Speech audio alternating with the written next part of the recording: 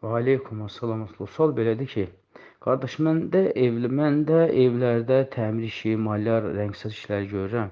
Olur bəzən adamlar ki, deyir, mən sənə iş tapıram, əvəzində mənə filan qədər xeyir verəcəksən. Düzdür, mən hələ buna getməmişəm. Əlhəmdülillah, Rəbbim özü yetirir. Düzdür, bəzən işsiz də qalıram. Bunu da imtahan sanıram. Sualım odur ki, belə adamlar müəyyən xeyir yaxud mənfəət müqabilində sənə iş tapırlarsa, buna razılaşmaq halaldırmı, yoxsa haram? Məsələn, adam deyir ki, mən sənə iş tapıram, müqabilində tutar ki, 50 zeyn mənə verəcəksin. Razılaşmaq olar, yoxsa haramdır?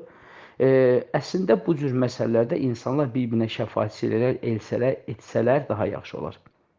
Çünki Peyğəmbər sallallahu buyurur ki, şəfaatçilik edin və bir-birinizə yardımçılıq edin.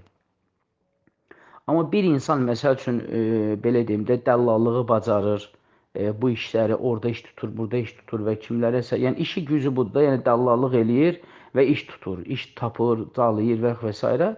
Və inşallah ki, problem yoxdur. Yəni, bu dəllallıqda problem yoxdur. Yəni, tam ki, sən məsəl üçün maşın ustadsan, biri gəlir sənə deyir ki, mən sənin üçün iş tapıram.